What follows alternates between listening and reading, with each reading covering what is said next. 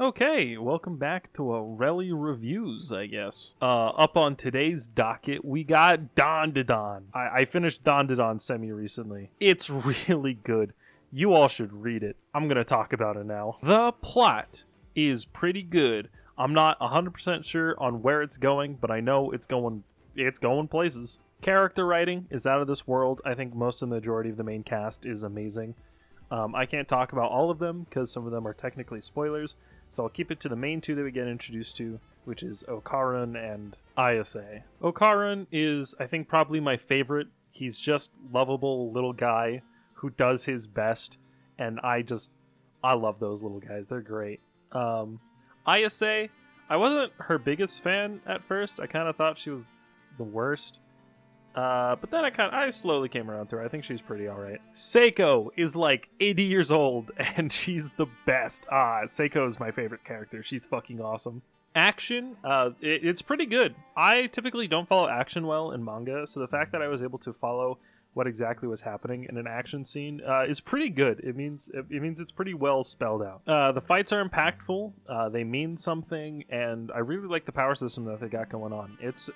DanDaDan's a great read. You should read it if you haven't. I'm probably super late to the bus, but shut up. Okay, I'm going to talk about some more spoilery stuff, so if you haven't read it, you should, and if you have read it, nice, good for you. One of the best things that I like about DanDaDan so far is that they make sci-fi not boring. I think my major problem with sci-fi is it's really easy for a lot of people to write it like Warhammer, where it's like, man is like super militarized and there are these evil it's very empirical, I guess is the best way of putting it. But the best part about DanDaDan to me specifically is how just fucking nuts shit is. Like the aliens in this show are all just weird or kind of funny in some way. The ghosts are interesting and they have these cool mechanics. It's almost like stand fights. And when you kind of put the two together and you're battling both of them, it's this really fun dynamic that I'm such a big fan of.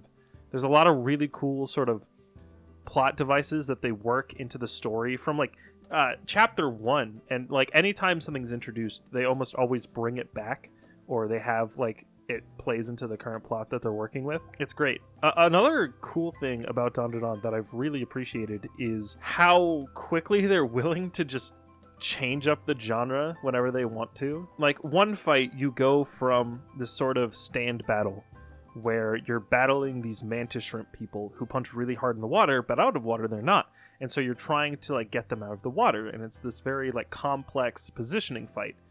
And then you go to, a later fight, and now you're battling this kaiju with a mech, and you're just punching the shit out of each other. And then you go to this sort of like arc of emotions where you're following Ayase and how she's like dealing with her feelings for Okarun. And you're just like, wow, this is very nice. I like this. The pacing is all over the place, but in a very good way. Not in like this bad sort of like, oh, I don't know what's happening sort of way. It's a very like fun, whiplashy sort of pace that I'm a big fan of. The manga can get very, I don't want to say dark.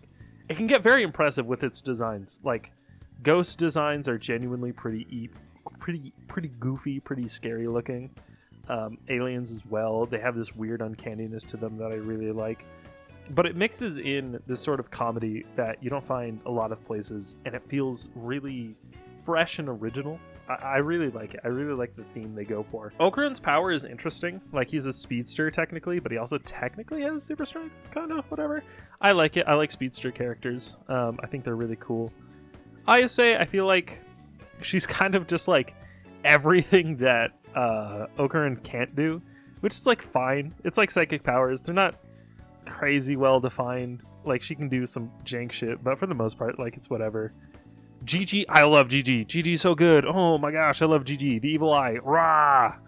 It's a really cool design for this guy. He's kind of a goober. And I really like the fact that he was written to be an antagonist for Okarun, who's kind of like moving in on his girl. But instead, they became friends, and they're like genuinely trying to help each other, but they still kind of keep that romantic tension. It's great. It's awesome. I'm not the biggest fan of Ballet Girl. You can tell I'm not the biggest fan because I forgot her name. I think she just is... She is Gigi, but for ISA. But ISA is... It's lame. Because ISA and the Ballet Girl never really, like, become friends like Gigi. And now it's just... You're just like, this sucks. I think Turbo Granny's funny. Turbo Granny's a very funny character. I like watching them work. Seiko, I've already said how much I love Seiko. Seiko's awesome. The most badass grandma, I think is her title or whatever the fuck. Right now, I would say my favorite arc is like... I think my favorite arc is the current one they have going on right now. The Alien Invasion arc. More specifically, my favorite fight so far is where Isa learns how to do the fucking tri-beam and like kill these aliens while playing Othello. It's awesome.